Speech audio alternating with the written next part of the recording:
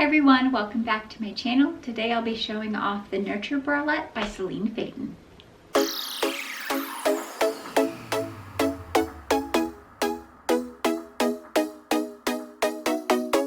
So one of the goals I had for myself this year is to make more knitted items that I could wear throughout the hotter months or the summertime.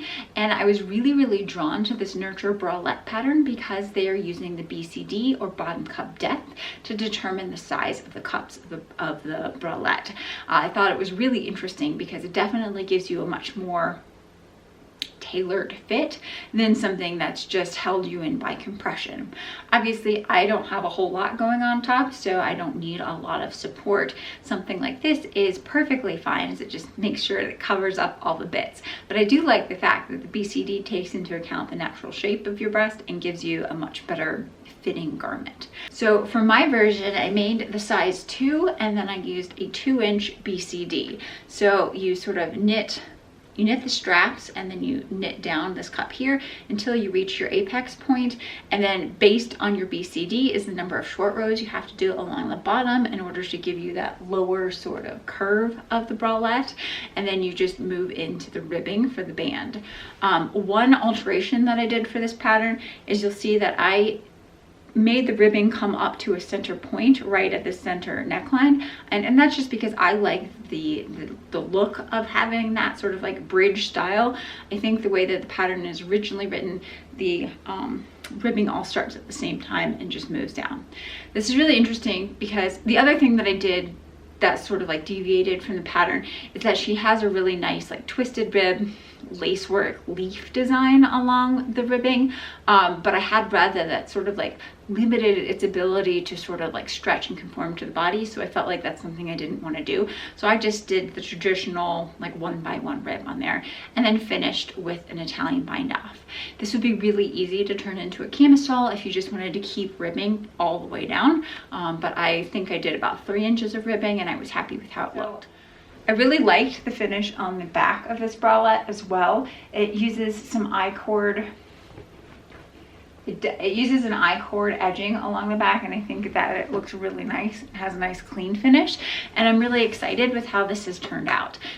So I've already worn it once and it did get a little stretched out throughout the day, but not uncomfortably so. I just threw it in some cold water at the same time I was blocking another sweater, and a lot of the ribbing just caused it to shrink right back up, and so that was fine like that. So the yarn that I've used with this is Knit Picks Hawthorne yarn in the colorway Skyline. I have looked at a bunch of different people's makes of this Nurture Bralette, and I didn't particularly like the way that variegated yarn looked on it, particularly around the breast, because it makes like a bullseye design because of the way the short rows are. So I was trying to find yarn in my stash that was fingering weight, which I don't have a lot of fingering weight, that wouldn't have very like definitive lines on it so that the bullseye would show up. And I think this was a pretty good pick. Even though it is sort of like a hand-dyed yarn, there's some variegation, but I don't get that bullseye effect. So I kind of like how that looked. I am planning to make another one of these, and it's just some leftover knitting for olive merino. The first one I wanted to make with this hawthorn just because I wanted to test out how the sizing worked, and I think the sizing works really well.